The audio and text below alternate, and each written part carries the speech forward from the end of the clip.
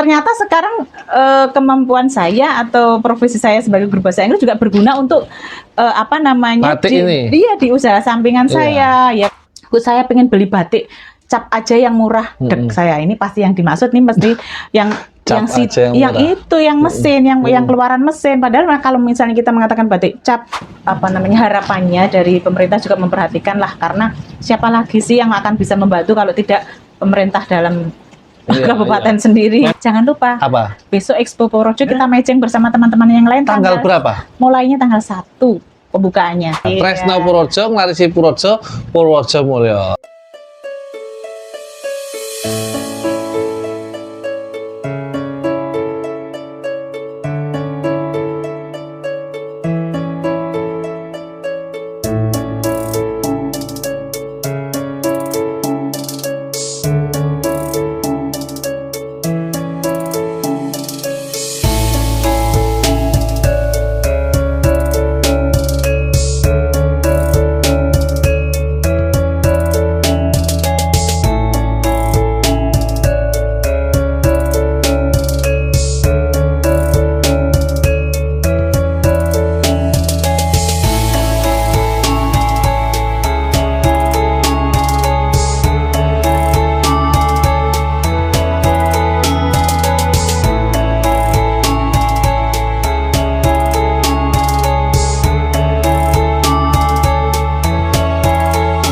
Assalamualaikum warahmatullahi wabarakatuh. Kembali lagi bersama saya Fajar.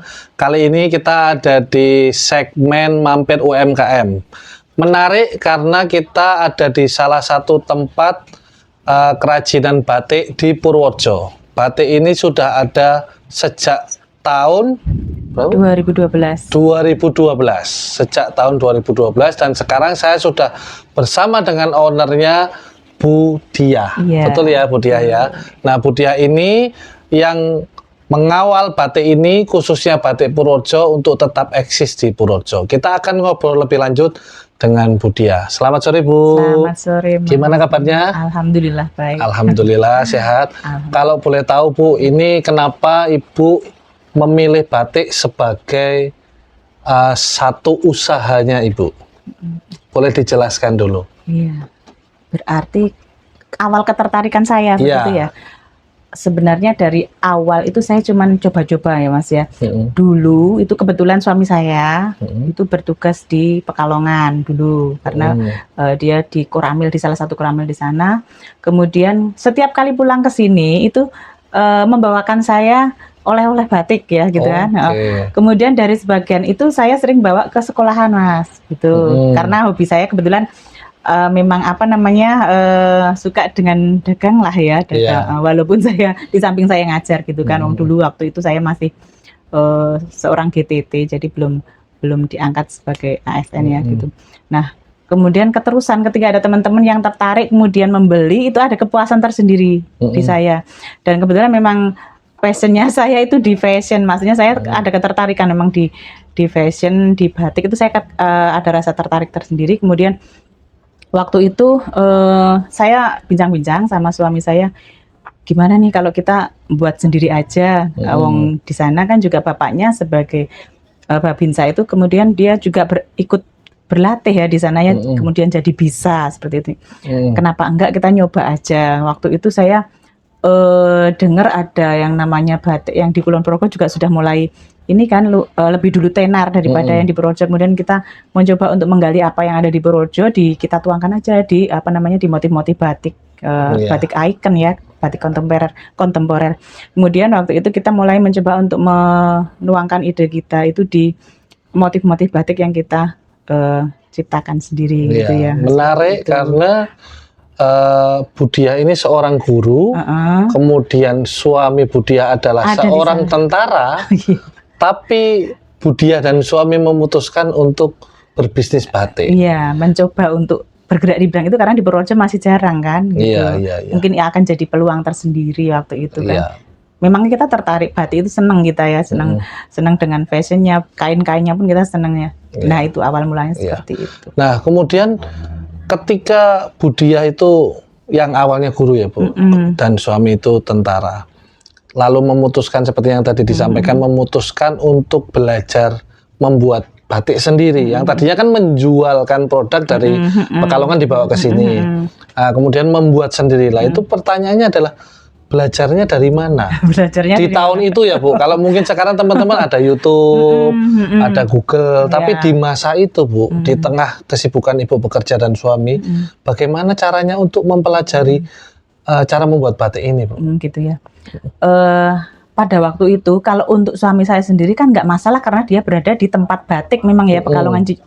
Jadi tiap harinya dia bisa berbaur dengan pembatik-pembatik sana untuk belajar dan memang ahlinya mewarnai, ahlinya ngecap dia itu suami saya ya. Kemudian dari saya sendiri, kenapa enggak ya? Saya pengen belajar juga. Wong ada mbah-mbah di sini kan saya sering ya mengunjungi tempat-tempat sini yang masih ada pembatik masa lalu, pembatik kunonya, pembatik lokal yang sudah sepuh-sepuh itu saya sering main gitu Mas. Ada yang waktu itu di daerah Gebang itu juga saya kunjungin. Saya excited loh, mbah ini udah usia 80 tahun aja masih semangat batik, kenapa saya enggak? Saya mesti bisa ya gitu.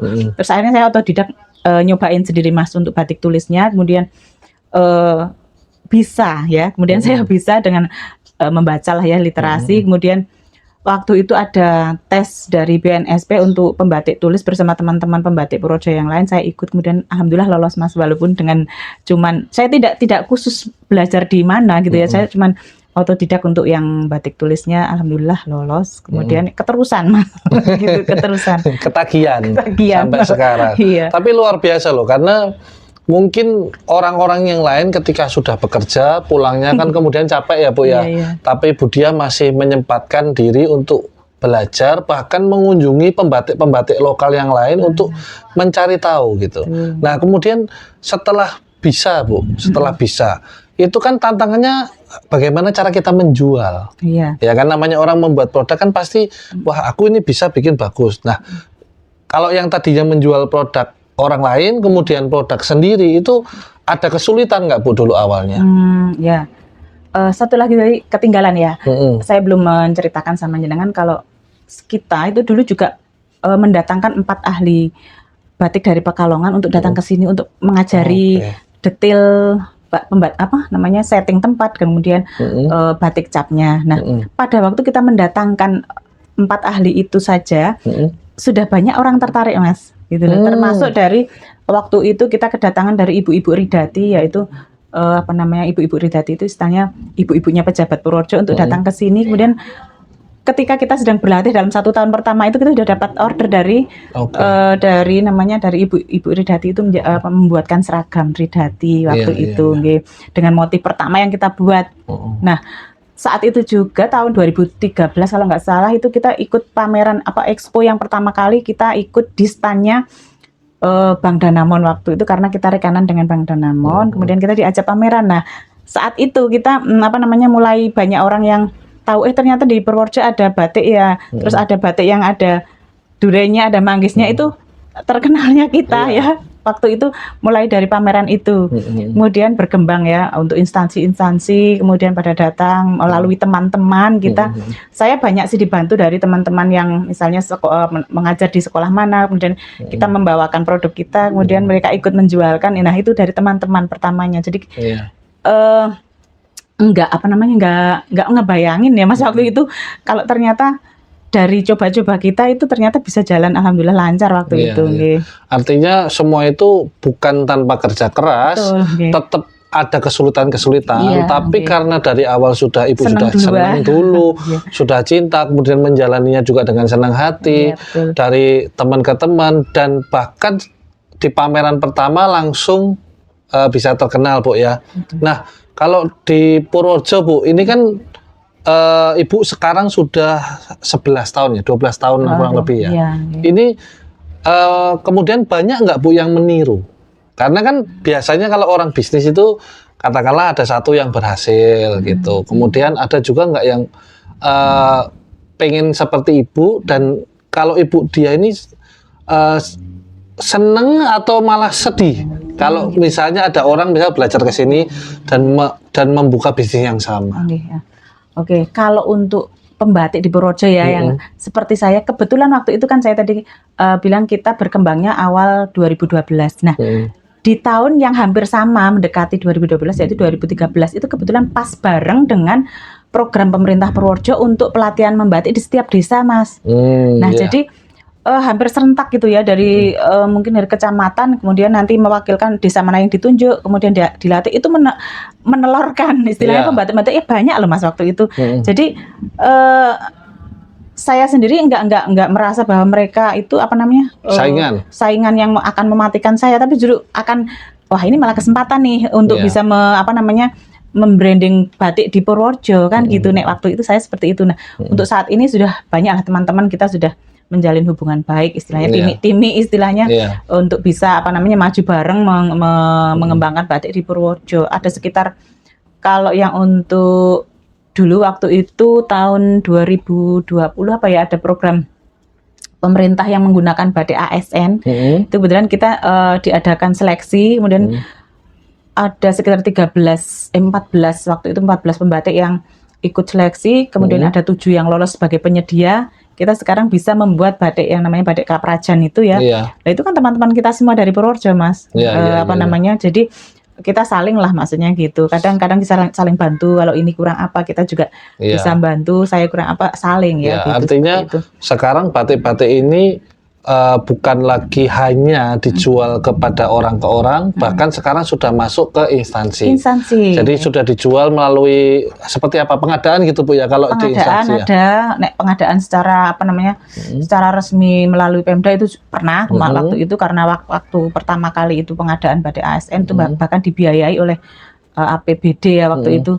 Kemudian kalau sekarang berlanjutnya ke sini ya setiap instansi kita sudah biasanya setiap instansi itu sudah mempunyai link sendiri-sendiri ke pembatik siapa kayak gitu. Ada beberapa yang memang sudah bisa berjalan secara mandiri, kemudian ada yang pelatihan-pelatihan di punya grup-grup gitu ya, kumpulan pembatik di desa mana ada sekarang. Kemarin saya dari permintaan Bapeda itu untuk mendata itu kemarin baru saya data itu ada sekitar 50 sekian pembatik termasuk yang hasil pelatihan. Iya, 100 ada nggak ya? Antara 50 sampai 100 itu ada. Itu yang eksis ya Bu ya. Artinya masih terus berjalan. Eksis dan terus berjalan. Saya malah nggak kepikir kalau batik di Purworejo sudah sebesar yang sekarang. Nggak ngerti ya? Ya, nggak ngerti. Ternyata dari Bu Diah ini kita dapat informasi bahwa kita sudah bisa memproduksi batik sendiri, bahkan sudah digunakan di beberapa instansi gitu. Nah, kalau misalnya orang bertanya Bu, ini kan karena tadi Ibu bilang jumlahnya sudah sekian banyak dan mereka sudah bisa sampai ke instansi gitu. Kalau di masyarakat Bu, misal kita ikut pameran gitu kan. Nah, apa sih Bu yang menjadi ciri khas batik Dewa ini? Ini kan brandingnya Ibu Bu Diah ini kan batik Dewa. Ciri khasnya apa Bu? Ciri khasnya batik-batik kita itu kalau batik Purworejonya gitu ya, kita pasti akan menorehkan motif yang ada ikonnya, baik itu ikon misalnya yang menunjukkan kekayaan alam, misalnya seperti budaya, ada dolalaknya misalnya yang kita stilir, kemudian ada kekayaan kulinernya, misalnya ada celorotnya, ada gebleknya, mungkin ada hasil buminya seperti manggis, durian dan sebagainya, itu pasti kita pasti ada di situ, di motifnya itu ada. Oh gitu. Itu semua ditulis Bu?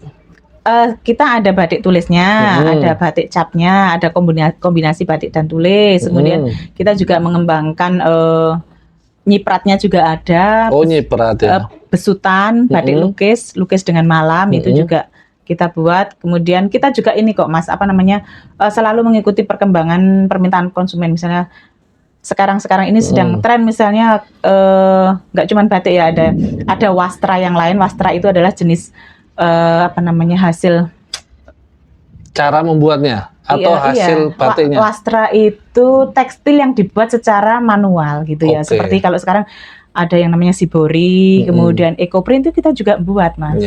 Sesuai permintaan pasar. Kemudian apalagi saya juga tertarik kok memanfaatkan misalnya pewarna-pewarna alam, kemudian daun-daunan yang ditempelkan di atas kain menjadi produk yang cantik. Iya. Menarik ini karena saya sebagai anak muda tadi dengar penjelasannya agak bingung. Ini ada ini saya agak bingung karena maklum anak-anak muda sekarang kayaknya memang kurang literasi. Jadi harapannya nanti dari Bu Diah ini anak-anak muda sekarang jadi makin tahu batik itu apa gitu. Nah, dari semua itu Bu, itu ada nggak kesulitan Bu yang paling susah yang mana dari semua cara membuat batik? Kalau dibilang susah itu gimana ya? Susah-susah asik sih ya Mas ya. Kalau misalnya kita pas buat batik tulis sendiri ya, itu kan paling lama batik tulis karena apa namanya, dari mulai ngemal, gambar itu toh kemudian nyanting itu kan manual semua pakai tangan kan. Beda dengan batik cap. Lebih apa namanya, lebih efektif karena motif sudah ada, kita tinggal ngecapin aja. Tapi kalau sebenarnya kalau proses selanjutnya dari pewarnaan dan sebagainya itu hampir sama gitu. Yang apa namanya, yang sekarang yang mudah yang saya kerjakan ya ada yang shibori, ada yang apa namanya ecoprint. Ecoprint itu bukan batik loh ya. Oh ya, ini sekalian mau edukasi nih. Oh iya boleh Bu, silakan disampaikan. Apa itu tadi apa Siboria? Iya. Dan apa itu ecoprint yang kayaknya baru ya ini ya, kayaknya baru gitu. Jadi yang disebut batik itu ya, batik tradisional itu kan apa namanya, batik yang dibuat secara tradisional dan menggunakan perintang malam lilin itu ya. Nah itu yang masuk kan batik tulis itu masuk, kemudian batik cap masuk, kombinasi masih masuk. Sekarang masih ada ciprat, itu karena ciprat itu tekniknya menggunakan cipratan tapi tetap dengan media perintang malam, kita masih masukkan itu yang tradisional masih batik ya. Kemudian ada sih yang agak lebih modern, kita menggunakan apa namanya, alat semacam malam dingin. Sebenarnya masih menjadi perdebatan tapi masih menggunakan malam sih itu ya, namanya sablon malam itu oke lah, kita kadang masih memasukkannya. Kemudian kalau sekarang kita mengenal ada yang namanya printing itu yang seperti dijual di toko-toko itu ya.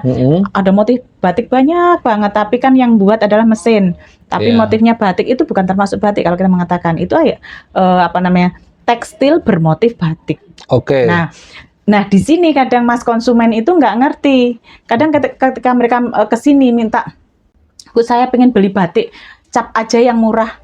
Saya ini pasti yang dimaksud nih mesti yang mesin, yang keluaran mesin. Padahal kalau misalnya kita mengatakan batik cap, itu yang masih menggunakan malam, masih prosesnya hampir sama dengan tulis tadi, masih itu yang termasuk tradisional. Jadi kalau konsumen itu kurang paham dengan ini. Dari segi harga karena memang beda ya antara cap dengan batik apa namanya tadi, tekstil yang bermotif batik, ecoprint tadi printing. Nah dulu ecoprint nanti beda lagi Mas. Iya. Sama-sama wastra. Kalau wastra itu tadi saya katakan tekstil yang dibuat secara manual. Nah di sini tadi ada teknik shibori itu yang berasal dari Jepang kan tadinya, teknik lipat. Kemudian ada juga nanti jumputan, teknik lain lagi kalau dengan cara menjumput. Kalau yang shibori itu kan dengan apa namanya, dengan dilipat. Kemudian menghasilkan motif-motif tertentu kan ada permainan warna di situ.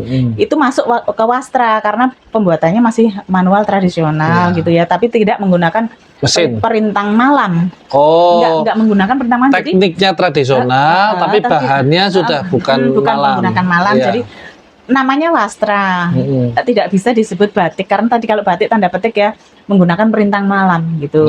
Kemudian ada lagi yang ini itu kan yang ecoprint tuh ya, yang dengan cara menempelkan daun di atas kain dengan bermacam-macam daun di sekitar kita, kemudian menghasilkan motif yang cantik itu. Bahkan pakai daun bisa Bu? Betul. Pewarnanya pakai pewarna tradisional, godok-godokan. Misalnya kayu apa, biji apa kayak gitu, nah menghasilkan apa namanya, produk wastra yang cantik juga sekarang lagi. Dan itu harganya malah lebih mahal daripada batik loh Mas, padahal pembuatannya kita bagus, cuman karena pewarna yang digunakan itu dan lebih alami gitu. Jadi yang menggunakan pewarna alami mungkin dari segi harga mungkin agak lebih tinggi tuh ya, karena kita batik juga ada kok Mas, kita batik membuat yang pakai pewarnaan alam gitu juga dari segi harga agak lebih tinggi daripada yang menggunakan pewarnaan sintetis yang merah ceter, biru ceter itu kan sintetis namanya. Kalau dari semua itu Bu, dari tulis, dari cap, ecoprint, print, wasta, Siboria itu, kalau sekarang Bu, tren yang sekarang itu masyarakat atau pembeli customer itu paling seneng, paling laris deh, yang mana Bu? Kalau di tempat kita, saya mengatakan di tempat kita, kalau yang paling laris itu produk saya yang batik cap. Yang cap. Karena relatif harganya lebih terjangkau ya, kemudian dari segi efektivitas waktu ya, itu cepet dia Mas kalau membuat batik apa namanya cap. Jadi nggak terlalu dikejar-kejar konsumen ya, deadline dan sebagainya, karena kadang kan nggak ngerti kalau konsumen tuh pesan 1 minggu ini, misalnya pesan batik cap yang harusnya kalau dalam penghitungan saya harus selesai 2 minggu, misalnya ya, nanti 1 minggu udah ditanyain batiknya udah jadi belum Bu?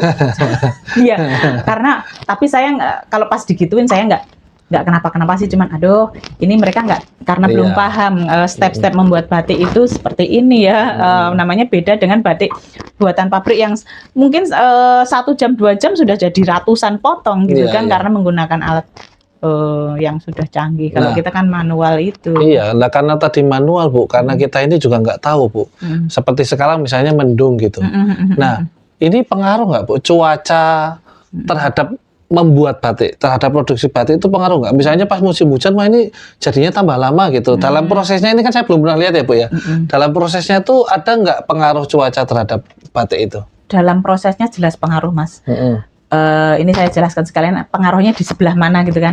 Kalau untuk misalnya cuman pas nyantingnya malam, kemudian pas pengecapannya nggak ada pengaruh karena kita nggak butuh sinar matahari, bahkan kita sering lembur malam-malam bisa ya membuat itu. Tapi pada saat pewarnaan yang namanya nyolet dan sebagainya itu kita butuh sinar matahari. Nah itu pada waktu pengeringan juga kita butuh. Nah itu pengaruhnya di situ, bisa memperlama istilahnya, karena kalau tidak ada sinar matahari mungkin nanti hasil pewarnaannya kurang maksimal. Jadi ada kemungkinan warnanya berbeda nggak? Iya, ya memang kita harus membutuhkan sinar matahari untuk pengeringannya. Kalau misalnya istilahnya umes itu kita nggak bisa ngelanjutin ke umes tuh ames Pak ya? Ya masih setengah panas, kering, kering. Itu nggak bisa ditutup malamnya, harus kering beneran baru ditutup malamnya gitu. Nih, jadi biar teman-teman juga tahu kalau pesan batik misalnya kok udan terus ya orang mundur waktunya. Ya gitu loh, orang mau bakul eseng mumet tapi bakul batik yang melu mumet. Nah, gini Bu, ini kan Ibu di sini sekarang seperti tadi yang Ibu sampaikan, Ibu di sini sekarang sudah punya workshop sendiri. Setelah 12 tahun melalui banyak rintangan dan hambatan, kemudian sekarang kita ada di workshopnya dan Ibu juga ada tempat pembuatan. Nah, dari Ibu sendiri boleh nggak sih Bu kalau teman-teman mau belajar ke sini, anak-anak muda atau mungkin anak-anak sekolah pengen tahu gitu tentang batik, khususnya apalagi ini Purworejo Bu ya, boleh nggak kalau kami ini pengen belajar ke Budiah gitu, bisa nggak? Jangan salah. Oh gimana? Jangan salah. Ini saat ini sedang ada pelatihan itu dengan adik-adik siswa SMA Negeri 1 Purworejo yang diminta. Oh yang datang itu? Iya, yang tugas dari sekolah. Kemudian beberapa waktu yang lalu kegiatan outing class dari beberapa sekolahan atau study tour dari beberapa sekolah juga ke sini. Termasuk ibu-ibu dasawisma dan sebagainya, termasuk bisa berarti ke sini, atau kadang-kadang kita yang diundang. Ya, jadi banyak pelatihan yang kita adakan, baik itu pelatihan batik, pelatihan ekoprint, shibori dan sebagainya, sampai dengan pewarnaan. Kita sering buka dapur, kita nggak pernah ada yang ditutup-tutupin Mas. Iya. Menarik sekali. Artinya Budiah juga nggak pelit-pelit ilmu. Betul. Karena beliau juga tadinya juga belajar sendiri, mencari ilmu sendiri, dan saya yakin dalam perjalanannya Budiah juga banyak dibantu orang. Betul. Dan hari ini Budiah memberikan juga ilmunya kepada teman-teman yang pengen belajar ke sini. Itu nggak mengenal batas usia. Anak-anak boleh dari TK boleh ke sini. Terus ibu-ibu dasawisma dan sebagainya boleh ke sini. Nah, sekarang Bu, di momen yang sekarang, bahkan setelah melalui Covid Bu ya, itu kalau boleh tahu kemarin itu pas Covid gimana Bu? Waduh. Kan kalau yang lain-lain banyak yang berguguran. Kenapa Batik Dewa hari ini saya masih bisa duduk di sini? Jangan salah lagi itu. Gimana? Sudah banyak air mata yang bercucuran. Pada waktu Covid berapa lama itu Mas? Kita benar-benar sebenarnya kita kayak mati suri ya. Kalau dihitung kerugian jelas Mas. Waktu itu modal itu habis-habisan kita untuk konsumsi, karena memang orang akan lebih memperhatikan kesehatannya, kemudian kebutuhan pangannya daripada untuk membeli sepotong batik kan gitu waktu itu. Cuman waktu itu kebetulan waktu pas Covid mulai itu kita baru saja mendapatkan pekerjaan, yaitu pembuatan batik yang untuk ASN itu Mas kemarin. Jadi agak terbantu dari situ. Maksudnya harusnya itu tandon buat modal, udahlah pokoknya kita survive dulu aja, pokoknya kita bisa bertahan hidup ya dari situ.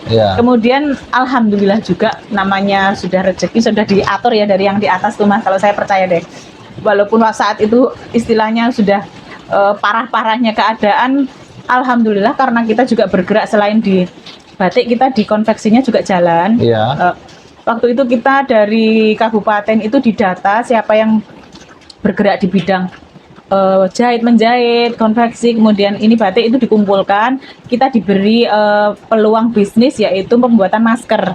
Kita mendapatkan pesanan dari provinsi untuk disetorkan ke sana, jadi setiap orang itu berapa ribu kayak gitu, Mas. Kita saling bekerja sama teman. Jadi waktu itu saya membuat sekitar 16.000 masker. Ya, terbantu dari situ. Motifnya juga pakai batik, Bu? Enggak, ya sebagian kecil ada yang pakai batik, kemudian ada yang pakai polos, polos non medis itu ya. Ya artinya bisa melewati masa COVID aja udah luar biasa. Bahkan hari ini tahun 2024 bahkan banyak yang bangkrutnya setelah COVID loh, Bu. Betul, jadi, karena imbas kan. Iya, jadi COVID-nya nggak apa-apa. Setelah COVID malah bangkrut. Nah, tapi hari ini Batik Dewa masih eksis. Bahkan ternyata tadi ada anak-anak datang, saya kira main atau mau beli, ternyata ikut pelatihan itu. Jadi teman-teman nanti bisa ikut pelatihan ke sini. Selain Bu, selain di Purworejo, yang Ibu sudah lakukan selama ini, Batik Dewa sudah sampai mana, Bu? Apakah sudah sampai ada yang membawa secara personal, mungkin ke luar negeri atau ke luar pulau gitu? Customernya? Alhamdulillah ada beberapa saudara dan teman yang memang tinggal di luar pulau itu membantu ya. Waktu itu adik saya kerja di saudara ada yang di Biak juga ngambil. Kemudian adik saya di Sulawesi juga waktu itu membuat seragam kantor, dia kerja di keuangan, ambil dari kita pakai logo-logo gitu ya, sesuai pesanan. Kemudian yang di Jakarta saudara juga ikut membawakan. Kemudian saya sering juga Australia pernah teman membawa ke sana sama adik-adik dari UI, waktu itu pameran di Spanyol, Portugis sama Belanda. Alhamdulillah barang kita dibawa ke sana sih. Artinya produk ini sudah bukan hanya produk yang hanya ada di Purworejo, tapi dengan bantuan teman-teman, saudara, dan harapannya mungkin nanti seperti pemerintah, Bu ya, lebih lagi mendorong budaya atau budaya yang lain dengan batik Purworejo ini lebih luas lagi.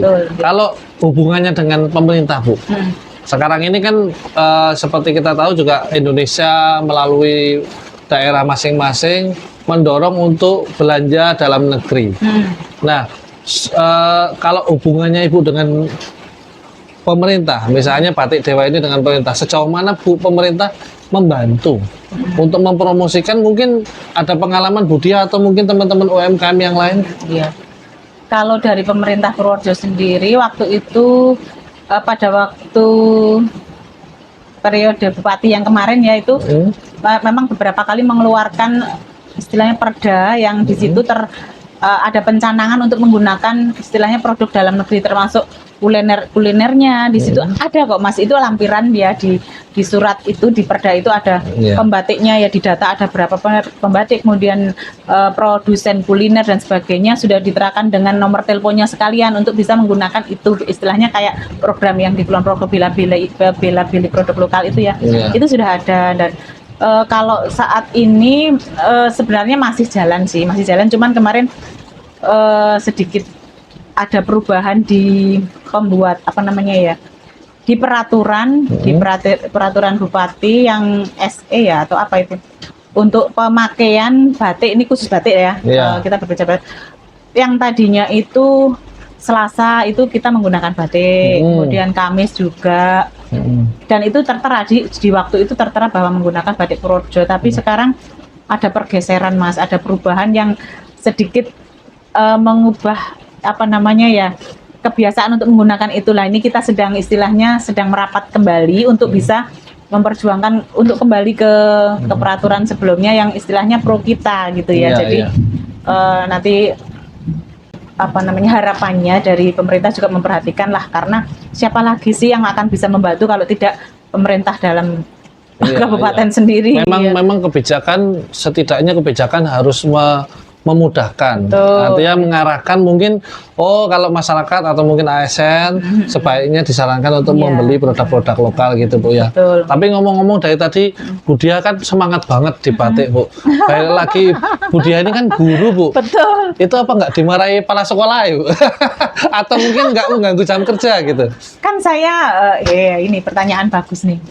Gimana ini hubungannya dengan saya membagi waktu kan berarti? Oh iya.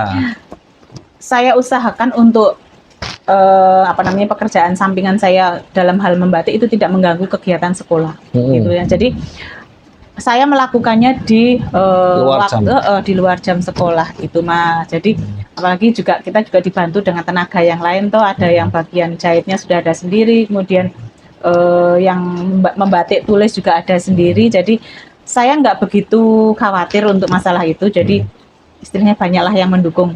Walaupun kadang-kadang masih ada yang masih saya di sekolah telepon ini harus gimana istilahnya cuma konsultasi itu saya biasa seperti itu. Tapi kalau boleh nanya nih Bu, enak jadi guru apa enak usaha batik Bu? Kalau harus milih, saya apa ya? Kan kalau namanya ini kalau mengajar itu kan sudah profesi saya, sudah dari dulu sejak saya istilahnya menentukan sekolahnya, saya memang feel-nya ke situ. Apalagi jurusan sudah memilih. Tapi mungkin ini Mas diambil jurusan ini mungkin saya agak salah. Harusnya mungkin saya dulu di seni rupa atau di iya benar. Iya, saya sekarang aku salah jurusan, tapi enggak kok Mas ya. Saya dulu ngambil jurusan bahasa Inggris kan ya, ngajar anak. Ternyata sekarang kemampuan saya atau profesi saya sebagai guru bahasa Inggris juga berguna untuk batik ini. Di usaha sampingan saya. Ya kadang-kadang kan membutuhkan kalau misalnya kita harus komunikasi dengan customer. Iya benar ya. Kalau misalnya dulu jurusan seni rupa misalnya nggak bisa bahasa Inggris, pas ada bule mau beli bingung. Nah sekarang udah langsung. Iya. Kan Bu, terakhir Bu, mungkin ini nanti ke kontaknya Bu ya. Boleh. Ini kalau misalnya saya mau beli batik Dewa, misalnya teman-teman yang lihat atau mungkin orang Purworejo yang di luar kota atau mungkin orang luar kota misalnya nanti yang lihat, itu kita ngubunginya kemana Bu? Apakah ada Facebook atau Instagram atau website? Kalau kebanyakan biasanya langsung WA ke saya sih ya dengan nomor WA. Sebut nggak? Boleh disebut, silakan. Nomornya berapa? Nomor WA saya 085 292 58 20 57. Ya, nanti nomor WA-nya saya tulis di sini. Nomornya gitu ya. Jadi itu tadi obrolan kita seru banget sama Bu Dia. Beliau ini adalah seorang guru bahasa Inggris dengan suami seorang tentara, dan sekarang beliau di luar dari jam kerjanya beliau ini mengembangkan batik bersama dengan teman-teman juga yang di Purworejo dengan brandingnya Bu Dia yaitu Batik Dewa. Terakhir Bu, harapannya apa Bu? Ini Bu Dia terhadap batik atau UMKM di Purworejo, apa harapan Bu Dia? Khususnya di batik ini ya, harapan saya yang terbesar bahwa batik Purworejo itu akan bisa eksis di kabupatennya sendiri, juga bisa bersaing untuk bisa menjaga kualitas, menjaga kreativitas, semakin mengembangkan kreativitas keluar. Jadi bisa bersaing dengan daerah-daerah yang lebih dahulu tren batiknya seperti Pekalongan, Jogja, Solo. Kita pengennya seperti itu, tetap semangat untuk bisa bersaing keluar, eksis di dalam kayak gitu. Terima kasih, luar biasa ini Bu Dia. Beliau tidak hanya berjasa sebagai guru, tapi dalam batik ini beliau juga semangat ingin membuat batik Purworejo bersama dengan teman-teman untuk bisa terkenal seperti Pekalongan, Jogja, Solo dan lain-lain. Jadi nanti harapannya orang Kalimantan tahu batik mana, batik Purworejo. Wah, keren. Ini seperti biasa Bu, saya tidak bisa ngasih apa-apa. Saya cuma bisa kasih oleh-oleh ini satu kaos. Tapi bukan motif batik. Ya Bu, tapi ini bukan motif batik, nanti Bu Dia dikasih motif sendiri ya. Bisa tak kasih motif batik sendiri. Oh bisa ya. Bisa. Ini kaosnya Bu, mampir UMKM. Silakan diterima. Ya, terima kasih banget. Jadi kita juga bisanya support seperti ini. Kita senang banyak sekali UMKM di Purworejo yang maju-maju. Amin, Harapannya juga tidak hanya untuk keluarga tapi juga untuk orang lain Betul, bisa bermanfaat. membantu ya. Khususnya mohon maaf sebelumnya kalau kami ada salah-salah Bu ya datang ke sini. Ini tentu saja di luar jam kerja ya Lur. Jadi Iya. nggak bolos Bu Diani, Betul, kita udah nunggu pulang. sudah pulang kerja, hujan-hujan ya Bu ya. Iya. Jadi semoga bermanfaat. Terima kasih Amin. banyak Bu Dia. Sami-sami. Batik Dewa laris terus. Amin. Ngelarisi Purworejo ya Bu ya. Betul. Apa Bu motonya Bu? Ngelarisi Purworejo? Larisi Purworejo. Aku lupa ya. Tresno Purworejo, Oh, Tresno Larisi Purworejo. Purworejo, Purworejo Mulyo. Oh iya, Iya. Tresno Purworejo, Ngelarisi Purworejo, Purworejo Mulyo. Jangan lupa, Apa? besok Expo Purworejo kita matching bersama teman-teman yang lain. Tanggal berapa? Mulainya tanggal 1 pembukaannya. Tanggal 1 sampai Tanggal 4 kalau nggak salah ya. tanggal 1 sampai tanggal 4 Maret. Lokasinya di mana, Bu? Di depan pendopo, seperti biasanya. Kalau Ya, nggak salah seperti itu. Di depan pendopo Kabupaten Purworejo. Nanti teman-teman boleh datang, terus nanti boleh dilihat Iya. ada batik Dewa di sana. Ada fashion show khusus, fashion show tunggal tempat kita loh ya. Serius? Serius. Jadi cuman batik Dewa aja? Iya. Oke, keren banget. Aku masih bisa nggak Bu jadi model? Bisa. Saya dulu mudanya mau jadi model. Terus madul-madul ya Mas ya. Tapi kebablasan tuh Wong. Ya terima kasih, sekian aja teman-teman, semoga bermanfaat. Terima kasih banyak Bu Dia. Oke, sami-sami. Laris terus Batik Dewa, tetap di mampir UMKM. Dadah. Iya. Nah, kali ini kita mau pamit ya sama Bu Dia. Terima kasih banyak ya Bu. Sami-sami. Mohon maaf jika kami ada salah. Ini dikasih oleh-oleh dulu. Ini Batik Dewa Loano-nya pakai W ya? Iya, pakai itu. Pakai W ya. Ini teman-teman bisa cari IG-nya Dia Batik Dewa, email. Ada alamatnya di Dusun Kesambi, RT 1 RW 2 Desa Loano, Kecamatan Loano. Terima kasih banyak oleh-olehnya, matur nuwun Bu Dia. Maju terus Batik Dewa. Siap. Matur nuwun. Oke, Assalamualaikum. Waalaikumsalam.